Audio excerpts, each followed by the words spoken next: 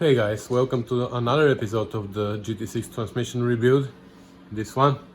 If you've watched the previous episode, you know that we started counting teeth and calculating ratios, and that gave us a little bit of an idea what transmission that is, because before that it wasn't really clear. So today we're gonna have to finish disassembling this transmission, and then we're gonna be able to count the teeth on the leg gear, because we already calculated the ratios on these parts here that came with my GT6, and it turns out that they are not GT6. At least the ratios say otherwise. Here I was able to count some of the teeth on the leg gear. I think we counted the second and third gear, but the most important one is the first gear, because that's where the difference is according to this book. Right here.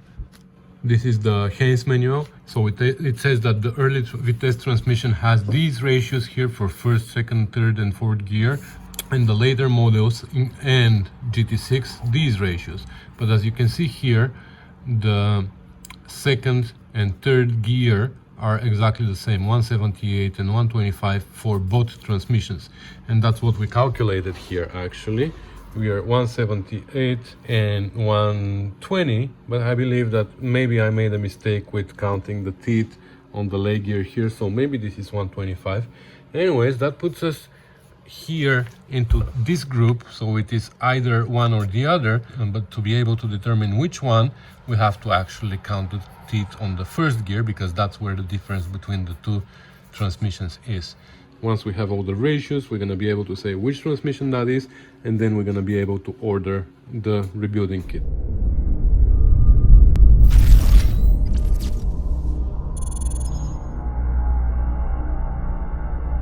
Alright, so as you can tell, I figured out a way to mount you above the table, so you're not on my way and I'm not on your way. We can work together here as a team. Let's take apart this baby. Okay, so first we're gonna get rid of the extension that we put here for our testing jig, and then we're gonna get rid of the flange, then we're gonna remove the tail, then we're gonna remove the reverse gear shaft, then we're gonna remove the bell housing, and then I believe we can remove the input shaft, and from there we can slide out this hub, and after that we can take out the whole assembly here. At least that's in theory. Never done it before, so I don't know.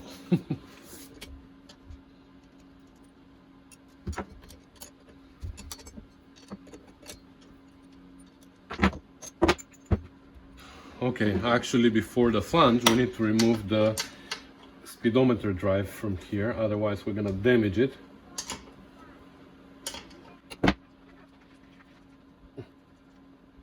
We should be able to pull it out. There you go. Okay. So here there's this O-ring on the outside, which we need to order definitely. And I believe there's another one inside, or there's a seal here, which looks like it's missing here. Definitely need those, because I have a problem with my Spitfire. It keeps leaking from there. I changed the seal a few times and it's still leaking. Anyway, so now we have to remove this nut, 7/8.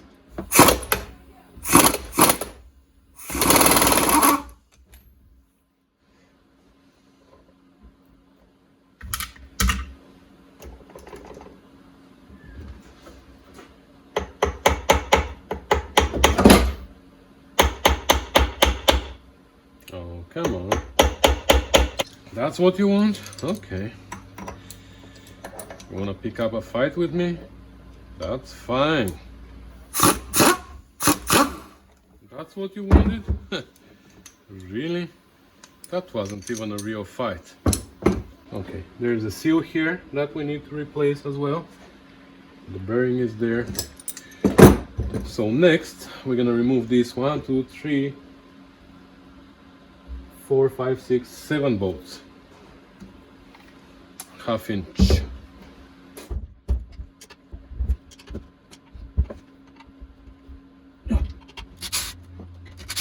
Just gonna line them up here to see if they are all the same size.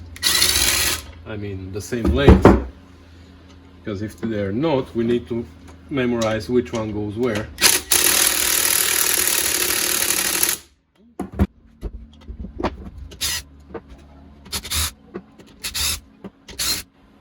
Yes, they're all the same. So now we should be able to pull this tail out.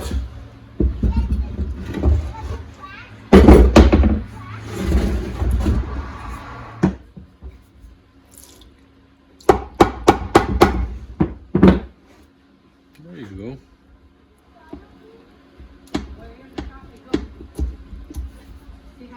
I think what's holding it now is the bearing. Yes. Okay. The extension is out, bearing and seal. Okay. We have a washer here, a spacer, our packing piece. This bearing doesn't seem bad, but I think it's included in the rebuild kit anyways. The seal also. And that's everything here, there's nothing else. So here there is a tab for this.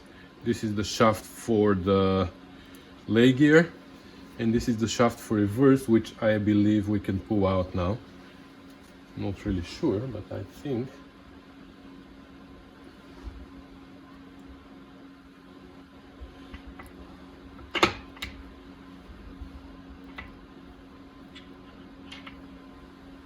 Okay. I've seen this in the other part, so this is the spacer for the reverse. Well, we're gonna leave it there for now. So now let's take apart the other end. This we should be able to take out.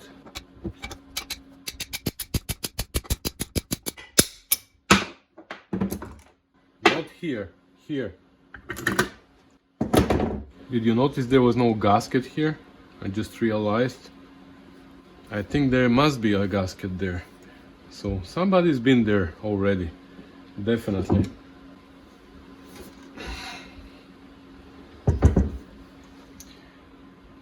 So now we're gonna remove these bolts, and if you notice here, this one has a copper washer. We have to memorize that. This copper washer goes at the bottom. The rest should be normal, I think, but we will see. Maybe this is where you come down here with me. So it's been siliconed.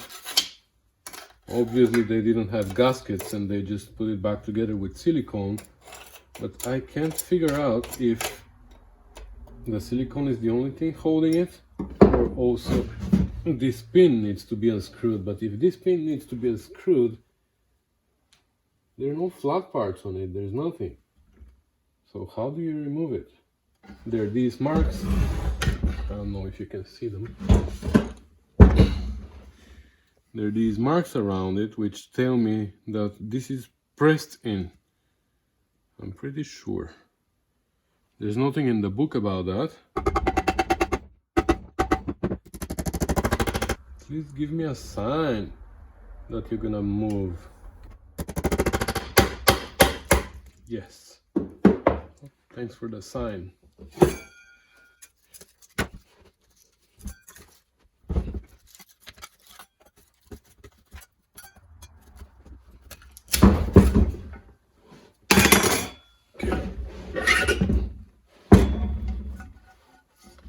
So of course, no gasket. Another seal, okay. Oh, now I know why it wasn't coming out.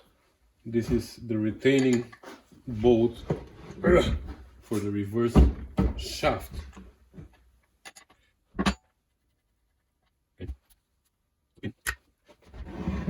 Now the shaft for the reverse should come out. There you go.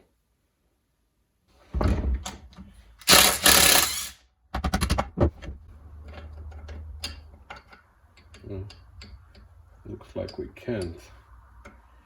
Well, I hope it's not gonna be on our way then. in our way, actually. My girlfriend just corrected me, told me that the right expression is in my way, not on my way, when something is in your way, not when you are on your way. So many years, guys, I've been using that, nobody told me, like really.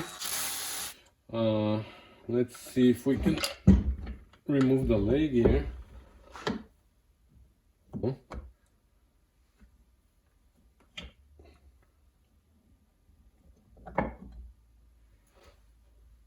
Nothing special about it, not worn on air or anything. There's one hole here. Let me try blowing air in it. Watch your eyes. Yes. That's not good. It was plugged. So that's how oil gets delivered to the leg gear. But we need to make sure when we assemble it that this hole is not plugged. So now I think we can remove the input. So now I have to remove this.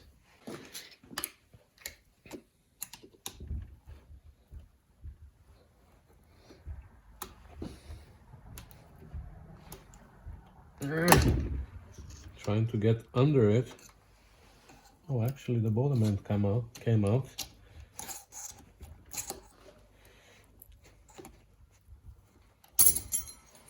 There you go. Now we should be able to take out the whole input shaft, leaving there the output. There you go. So this is our troublemaker. There's a bearing inside. Okay, let's leave it inside for now. And there's the other bearing with the circlip. Okay, so we will see if we can find the same shaft, because this one is the one that is damaged, even though I don't think it's such a big deal. If we just grind this a little bit, smoothen them, we might be able to get away with this one. Again, they're holes for lubrication. We're gonna have to check them before we assemble to make sure that oil travels through these little oil passages. Okay, so I think what I'm gonna do is I'm gonna remove this bearing from here, which should come out this way, I guess. Okay. So this is the same one. Yeah, they are the same. Okay, so the circlip can come out from here.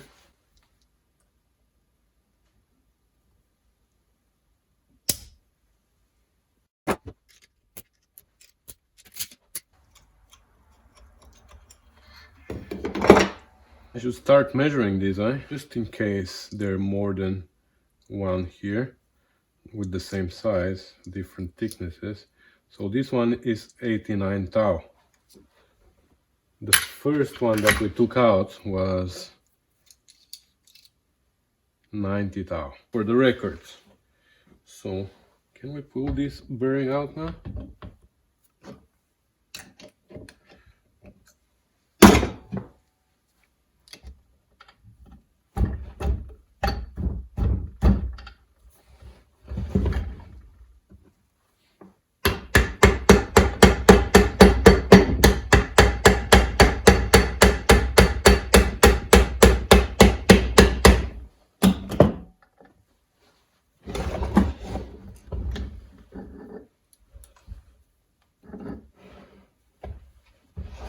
Actually, we can keep going here.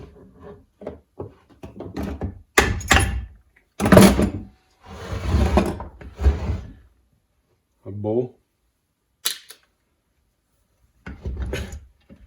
It's gonna be really tricky to put together, huh? I know you're laughing at me now.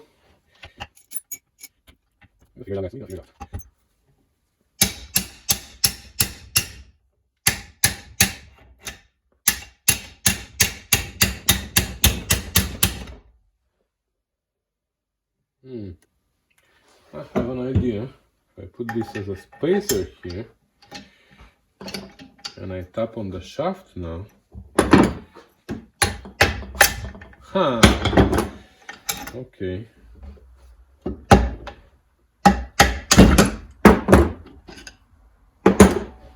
Okay. So now I believe we can take the whole thing out in one piece. Yes. Cool. So here's our reverse gear, which surprisingly is in a pretty good shape. That's good. So now the only thing down there is the leg gear, and it has two spacers on the side. Let's see. Okay, let's see what's going on here now. Okay, our first is coming out. So before the first we have this thrust washer again. It's only one this way, so we don't need to measure it. And then the first gear, no damage, no spacers, and that's everything that comes out on this side. Everything else comes out on this side, but now here we have a circlip again.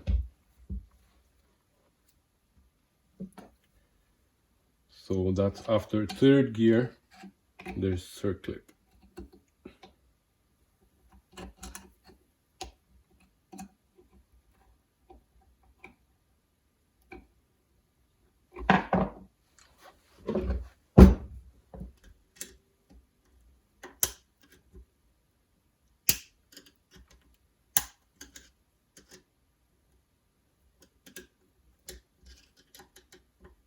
Just need one more hand. Come on, come on, come on. Okay. Just don't go back.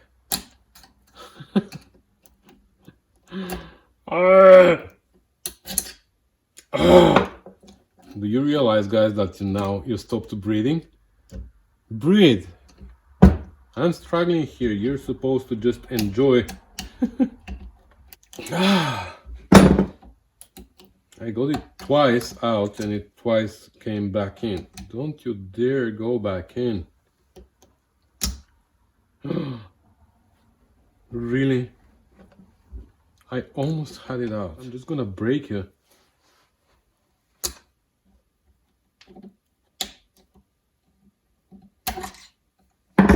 Finally. My God. Okay. Guys, just so you know, I'm probably gonna cut this down to 5, 6, 10 seconds, but it took me literally 15 minutes. It's crazy. Okay, so that was after third gear. Is there anything else there? Yeah. Oh, there's some kind of a special washer here, which goes in this direction, in this orientation. Okay. And then this is the bushing. Third gear. The bushing, I don't think it has orientation. Then this washer, 156 thou. The other bushing. Second gear.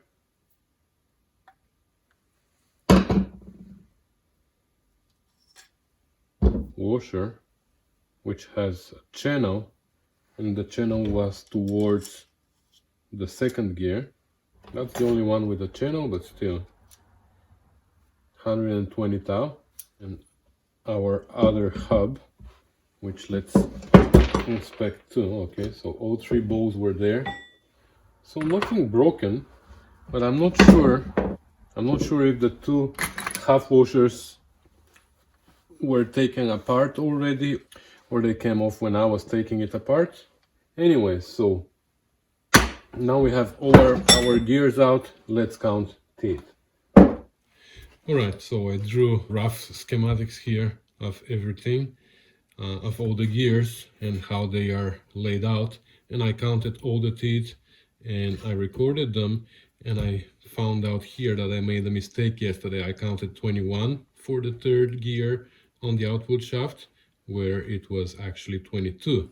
So this is the input shaft. Then we have the reverse. For reverse, the outside of the synchro ring acts as a gear, which meshes with this little reverse gear at the bottom. This little one goes between the two and reverses the direction. When we have three gears, this spins in this direction, then you add a little one which now spins in this direction, and then we add a third one, and this one spins, this one spins in this direction now, right? And then this one is gonna spin in the same direction, because normally when you have two gears, they spin in the opposite directions. One spins clockwise, one spins counterclockwise. So when you add a third gear, both the first and the third spin in the same direction. So that's how the little gear in between the other two reverses the direction. However, this little one in the middle doesn't affect the ratio between the first and the third. The ratio between these two is always the same. Whether you have a small one here, big one, or no gear, the ratio is going to be the same between these two. Don't get distracted, guys. So I'm going to explain it quickly again in this video. Say we are in first gear. So for first gear, if we say we want this shaft to turn once, how many times does this shaft need to turn? Well, here we have 15 teeth, here we have 30 teeth. It's very easy to calculate that this shaft is going to spin twice while this one spins once. So here the ratio is 2 to 1. However, we don't want to know the lay gear, we want to know how many times the input shaft is going to spin. So we need to know, in order for the lay gear to spin twice, how many times this one needs to spin. The ratio here is calculated 26 divided by 19, 1.368. So this is our ratio between these two gears. So this gear needs to spin exactly 1.368 times to drive this gear to spin once. But we want it to spin twice, so this spins once. So how do we do that? So we multiply this by this, and the total number is 2.736. I already calculated this before, so I have it written. So the total ratio from this gear to this gear is 2.736. So the same way we have to calculate the rest of them. It is the exact same for reverse. 33 divided by 15. Again, the little gear in between doesn't affect the ratio. So 33 divided by 15 is 2.2. And 1.368 times 2.2 is exactly 3, or 3.001, something like that. So the total ratio between this gear and this gear is 3. 26 divided by 20 is 1.3. 1.3 times 1.368, 1.778. So the total ratio between this gear and this gear is 1.778. And the last one for third gear, 0.9, oops, sorry, not there, 0.91. And 0.91 times 1.368 gives us 1.254. So that's our ratio between our input shaft and output shaft when we are in third gear. So we have first, second, third, fourth, and reverse. So first and 736 for gear. So that's it. Let's compare this to the Haynes manual. So here for earlier models of Vitesse we have for first gear 2.93, and for the later models 2.65. We have 2.73, which is closer to 2.65. I'm gonna recount the teeth on the first gear. Maybe I made a mistake like I did for the third gear yesterday. So I'm gonna count these again. But second gear for both boxes, for both gear boxes, is 1.8, and this is very close here. For third is 1.25 for both, and we have 1.25. For fourth, of course, it's 1, and for reverse, it's 3.01. Here we have 3.001, but we are very close. So you know what, guys? that confirms to me that we have a pure GT6 transmission here. 1, 2, 3, 4, 5, 6, 7, 8, 9, 10, 11, 12, 13, 14, 15. 1, 2, 3, 4, 5, 6, 7, 8, 9, 10. 1, 2, 3, 4, 5, 6, 7, 8, 9, 20. 1, 2, 3, 4, 5, 6, 7, 8, 9, 30. So I am right. We have 30 teeth here. So our math should be correct, unless I'm wrong, but I don't think I am, because this is a very easy math. 30 divided by 15. I don't need a calculator for that. It's 2. Am I not good, eh? This is correct for all the rest. So 2 times this is 2 times 8 is 16. 2 times 6 is 12, 13. 2 times 3 is 6 and 7.2. So it is correct, 2.736. So we are a little bit off in first gear based on the Haynes manual, but that tells me more than enough. So I'm happy that finally we determined what transmission we have here. So now I can go ahead and order the parts and assemble it. And to be honest, I don't see too many wrong things here. Somebody said, and they were right, that if the input shaft is damaged, the leg gear should be damaged too, but no. So maybe when they overhauled it, they just decided to put another input shaft. Maybe there was damage to the transmission already and they changed and they put a new leg gear, but they put the same old dented, chipped, or whatever you want to call it, input shaft. Maybe. I know that in Rimmer's Brothers the overhauling kits are available. I just needed to know which one. So I will see what's included in the overhauling kit, and I'm gonna see also if I can get a shaft, an input shaft, because this one we can use it, it's usable. Just to be on the safe side, let's see if we can find one. If not, we can use this one. So that's it, guys. I think we're gonna put an end to this video here, and we're gonna be back to this transmission when we have parts. So thanks for watching, and stay tuned for part 4, I think it's gonna be, for this transmission. But in the meantime, we have other projects, you know, and they are triumphs now. They're not weed whackers and motorized bicycles. They are triumphs. As a matter of fact, there's one next to you that you don't know of yet. So that's gonna be our next project. So thanks for watching, guys. Thanks for commenting and subscribing as usual. I really appreciate your feedback always. Like, criticism and everything is always appreciated, and most of your comments are really nice, so I'm so thankful. Thank you, guys. See you later. Bye.